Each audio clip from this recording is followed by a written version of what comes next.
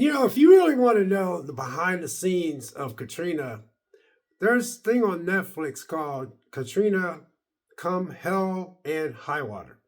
This is extremely good. Now, I just talked about something called The Perfect Neighbor, but this one here, I've been wanting to put this up. This has got 3 episodes, and it's each episode is let me pop in here. Each episode is one is an hour and 2 minutes long. The other one is another hour and 2 minutes long, and the other one is an hour and 28 minutes long. This one, I ain't gonna lie, this one got me. This one got me. This one hit me in the feels. I also remember telling somebody at work about that, and they said, "Really?" I said, "Yeah." I said, it's a it's a very." Here's what they did. The people that was really on the front lines of this Katrina thing, all of them had cell phones, so they were recording while they were waiting on this so-called Katrina to come hit. You got to understand, they live in Louisiana, so they have survived a lot of hurricanes. So they're thinking that this thing is not going to be near as bad as they thought it was going to be. So what they did when they made this documentary, they spliced together everybody's footage. They took the best footage and they spliced it together and came up with this documentary. And I'm telling you guys, this thing hit me in the feels. It hit me in the feels. It showed actual people, man. It showed the way that some families tried to wait it out. It showed how some people was trying to. There was parts where the guy said this one guy said he had 4 kids and he ended up with 2. He said while they were alive and he was holding on to them, one of them slipped out of his hand into that water and stuff. It was a gut puncher. This was a gut puncher, man. I'm really glad that I watched it because it showed how, the response and how there was one part where, after it was over, the guy was wanting to go back to his house, man. It was a black family because most of the black people lived in the lower level uh, of Katrina. So after the war, they let a lot of blacks have their own business and built homes after the war was over. You got to look into it. So they built houses, but they built these. They give them the property that was in a soup bowl. So if there was like a real major, you gotta understand they did build levees, but they were in the worstest part. So, but it just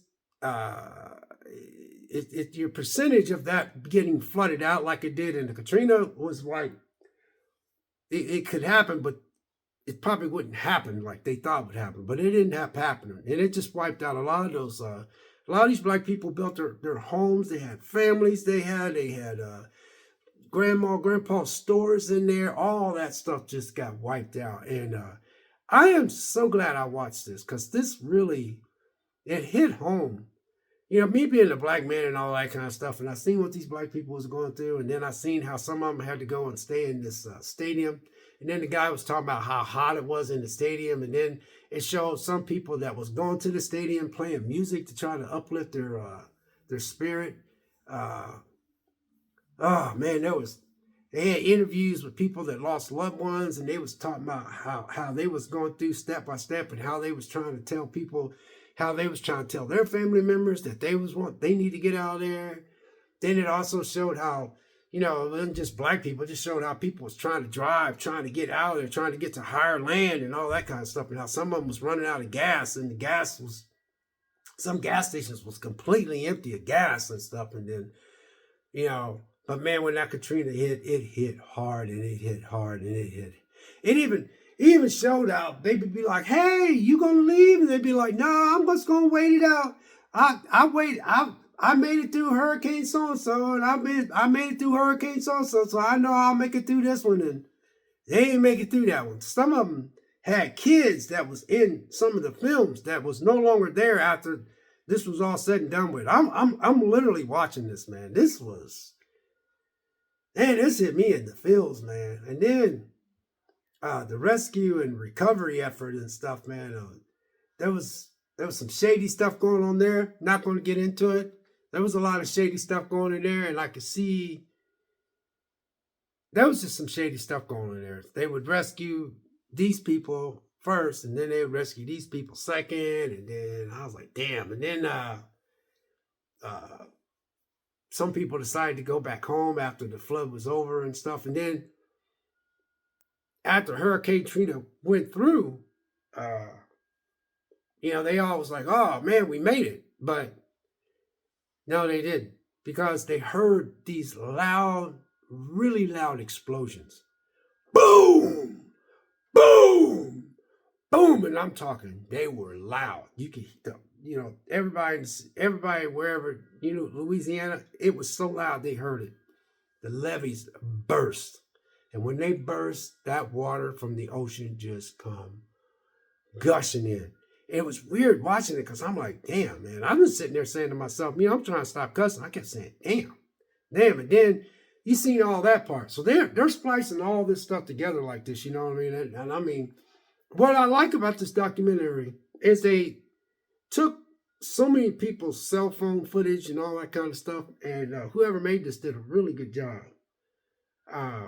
I'll read the plot synopsis. It says, with first-hand accounts and never-before-seen footage, this series explored the horror of Hurricane Katrina and its impact on New Orleans 20 years later. And I mean, this thing is well documented. It showed this general, when they sent the military in, it showed this general going in. He kept telling the army and stuff, he said, put your damn guns down. They had their guns on a lot of the blacks, and they just had them on him.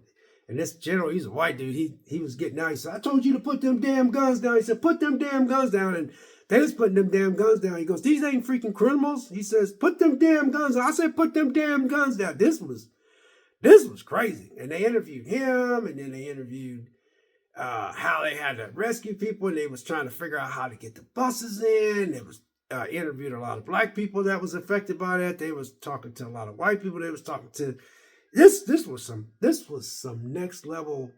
Whoever put this together did a good job. Like I said, with first-hand accounts and never before seen footage, this series explores the horror of Hurricane Katrina and its impact on New Orleans 20 years later. And then after it was all over, then this when everything starts getting kind of funky. So a lot of people thinking they're going to come back and they're going to build a lot of stuff. They didn't come back and build a lot of stuff. They decided to come back and tear down a lot of stuff. So some of these people had to be relocated. They had no homes to go back to. The insurance was, government's like, we're not building all this back up. We're not building a lot of this back up. They was wanting to go back home, and they just wouldn't go in there and redo some of those places. So they were condemned. They weren't allowed to go back. So at this point, they're homeless. So they have to call family members, and some of them had to go to like Texas and this and that. And then they interviewed some of the people that, lost their homes and stuff. And then they said that,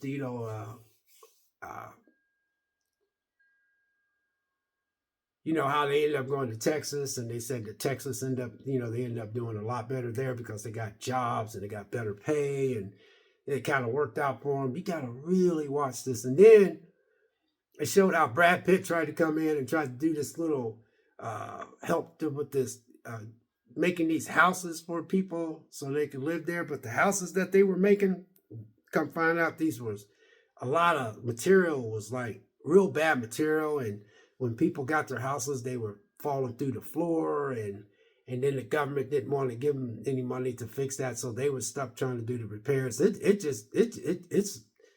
was a lot of, there was a lot of stuff in here that was like and then there was also stuff in there that, after a while, when they got, a lot of people had to move, which was a lot of people of color had to move because they wouldn't rebuild their places. Then it showed how they started tearing stuff down and building other things, but it wasn't for them, it was for other stuff. And then it showed how they felt like New Orleans weren't New Orleans like it once was, because when it was New Orleans back then, when they had, before the flood, New Orleans used to have their little parade and their little dances. But then when they do it now, some of the people that moved there after all this stuff's been torn down and it's been rebuilt and bought up by other people, they kind of stand there like, what the hell? So it doesn't feel the same that it felt. You have to watch it because I can't explain it right, but you have to watch it. And I was like, damn, this is deep. And it goes, it tells you about, it showed this lady. She was old and she was sitting there and says, Mom, you ready to get out of here? She goes, Oh, I'm not going nowhere. I survived these hurricanes and I can survive this one too. And she didn't make it. And it man, this one almost made me want to break down. And I told a girl at work about this. This girl, she's like, I think she's 33. And she goes, I watched that Katrina. She goes, oh my goodness. She goes, I said, yeah, I remember when it happened. I was at home here in Ohio. So I would just look and see all the people on top of the, on the buildings crying for help. And, he even showed President Bush, he's on vacation. He was flying in. He was looking over Katrina and he was seeing the damage that was done to it and all that kind of stuff. This movie is, and then it showed parts where they talk to people who actually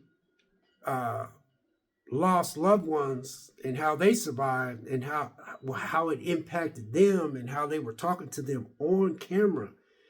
And this lady, man, at the end, she was talking about how she had her daughter, and her daughter was looked up to Serena and Venus Williams, and that was her idol. And she said that she lost her daughter that night. And then I just felt so bad for her. And then her two boys came up and walked up behind her while she's on camera. And she goes, but I do have my two boys, but she lost her only daughter. Look, you guys, I'm telling you, man,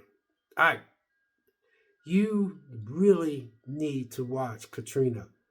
Come hell and high water. This is just, and when you watch it, you totally understand what I'm talking about when it comes to what they did. They must have worked on this for a while, because to splice all that footage together from all those cell phones, all them cell phones, I mean, it showed the neighborhood, people's like, hey girl, you gonna leave? No, I won't stay right here. We're gonna fix us something to eat. We're gonna hunker down and we're just gonna, we made it through so many, you gonna stay? Oh yeah, I'm gonna get up out of here. I'm gonna go over here, man, Hey, God bless though, if you gonna stay here. Okay, it just was crazy to me just to watch that. This ain't no made up Hollywood blockbuster made up stuff. This is some actual footage that's been spliced together and put together in a very, very unique way. You can say what you can want to say about Netflix. You can say what you can say about Netflix. But this is some good stuff.